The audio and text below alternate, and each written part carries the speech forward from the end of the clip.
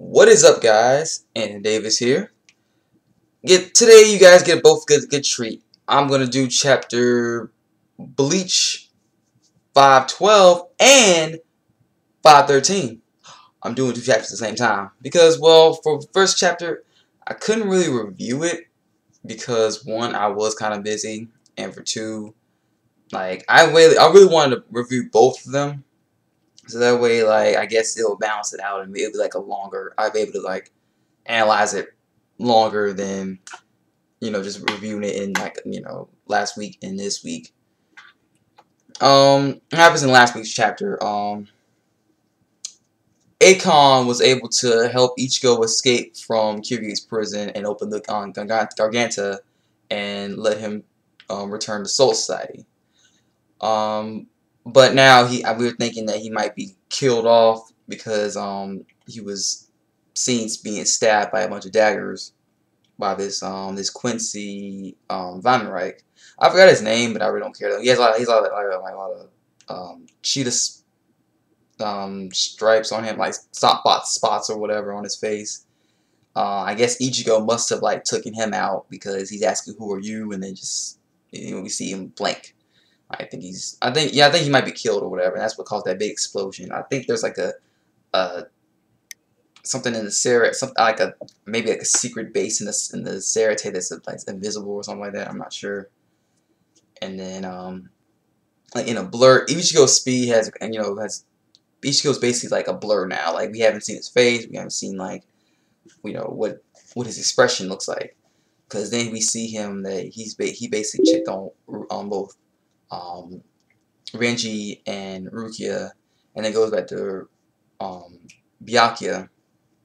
And he basically tells him, like, Renji and Rukia are okay. They're not dead, but they're fine. Like, they may not. I mean, they're unconscious. I mean, they're very, hurt, but they're not. They're far from dead though. They're not dead.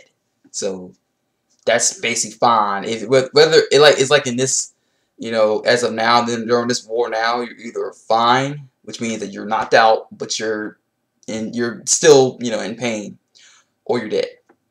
So fine in the case of this war in this Bleach arc, you're either fine or dead. So they're just fine. With Byakuya, he is not fine. He's on his way to dead. We thought he died a couple of chapters ago, but it turns out that he's slowly dying. He's like going through a slow process because in Bleach, if you're a Shinigami, you won't die instantly unless, of course, you get like a really bloody death like Yamamoto did. Like he instantly died after he got cut in half. He got instantly cut in half when he died. Yeah. And then, Byakuya gives Ichigo these final words that he needs to protect Soul Society and all this and that. And, I mean, it sounds good, but, I mean, think about it. Ichigo, is not very well adapted into fighting these guys, especially the head leader. Because we know Ichigo, he probably just rush in there without thinking and just go full on force. He doesn't sometimes he does analyze his enemy's fighting abilities sometimes, but he doesn't do it all the time. It's just like now he's just all about attack. But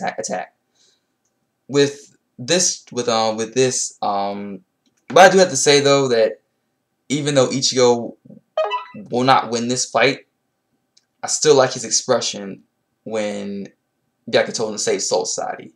And they show like his face like really like he looked really serious. So it's like he's not really like like mad. I mean, he's mad, but he's not like like intimidated or anything like that. He's just really pissed off. He's at the point where he's like, I'm tired of talking. I'm tired of asking questions. Well, he did ask questions in the next chapter. But anyway, then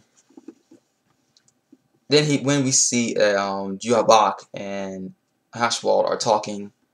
And then we see Ichigo throw his sword to where Juhabak is, and he basically grabs his sword like this, and just has his cool pose or whatever.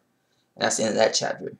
Now for today's chapter, for this week's chapter, I mean, yeah, for today's chapter, Ichigo is about to, is asking, like, are you the leader of the Vanenreich? Are you the leader who's done all this or whatever? He's like, well, yeah, I kind of am the enemy, but I mean, they started it first, so I mean, I'm just, taking some vengeance back or whatever. I think that's what he meant. And Ichigo's like, you better not fucking around. Who are you, fucking enemy, or are you the one who fucking did this shit or not? And he's like, well, in lame's terms, yeah, I did it. What you gonna do? And he just goes out with the Gesuga Tenshos and, stuff like that. And of course, Juhabak's she's not gonna take out that easily. And then he like just takes Ichigo to the ground and slams him. And the most interesting part about this chapter was that when Juhabak stabs Ichigo, he stabs him like clear in his neck right here. Like if you get stabbed in the neck like that, you're automatically gonna bleed out and die. Like there's no saving you whatsoever. But the surprising thing is, Ichigo, when he got stabbed, the stab didn't even like go all the way through. It was basically like to his throat, to like this. That's basically how far the blade was going, right to this part right here. See? And Juhabaka is like in shock, and he knows what this is. He's like, this is Blut Vene. I think I had it right, Blut Vene. I hope if I get it wrong, then like let me know in the comments below. But I think it was Blut Vene. I think Blut Artery was like the offense one, and Blut Vene is the defense. So basically, Ichigo just used a Quincy ability, well, a new generation Quincy ability, because I don't think like Quincy's of the past was able to use this. It's confusing. I'm gonna just say that this is just this is a Quincy ability. If you have high enough spiritual pressure, you can use this ability, or you train your body for long enough, you're able to use this ability, and you're good with your spiritual pressure, you're able to use this. And it's really confusing because now Ichigo has a Quincy ability. It's just very confusing because, like, okay, Ichigo was just a normal high school student. Well, not normal, but his dad was a Shinigami, thus he was able to see ghosts and things like that. He becomes a substitute Shinigami through Rukia's powers. But he also had latent powers in himself the whole time because he was half Shinigami.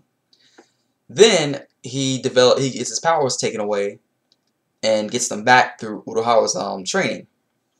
And he gains hollow powers, that of which is from the visors. After training with the visors, he was able to create his own mask at will.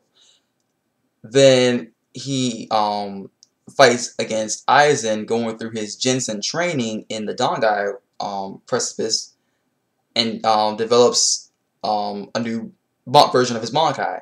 Then loses his Bankai, and then loses his Bankai and his powers altogether. Then gains new powers called Fullbring. Then fuses his Fullbring, well, what's left of his Fullbring, with his Shinigami powers, and was able to become like a hybrid Shinigami, I guess. So basically, he's like Shinigami, Visor, Fullbring, and out Quincy.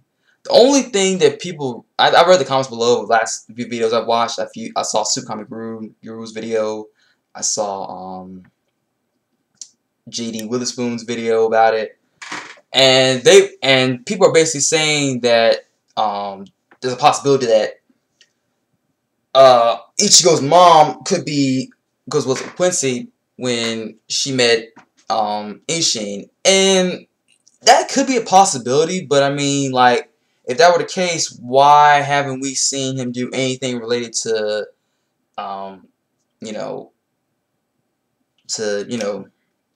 what's I was about to say? Oh yeah, why haven't we seen anything being related to Ichigo having any type of Quincy powers?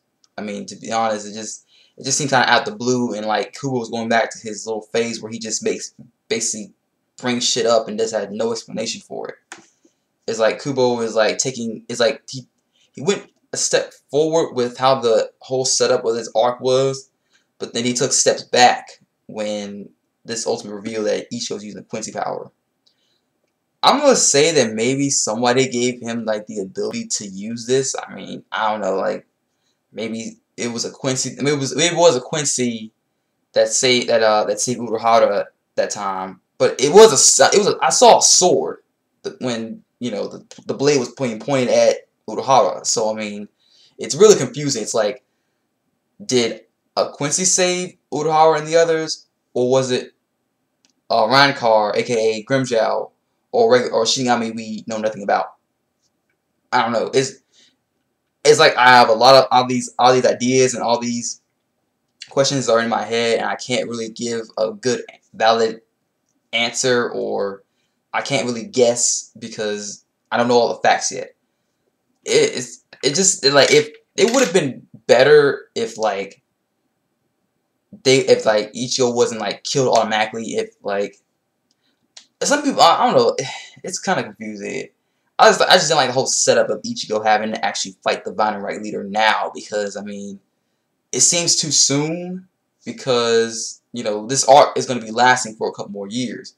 So I mean, what would be the point of him fighting the Vine Right leader now, when basically if he loses his battle, he's gonna have to train and fight him again anyway. So I mean, and also society is like in ruins. So I mean, what is, I mean, seriously, just think about it. What is left?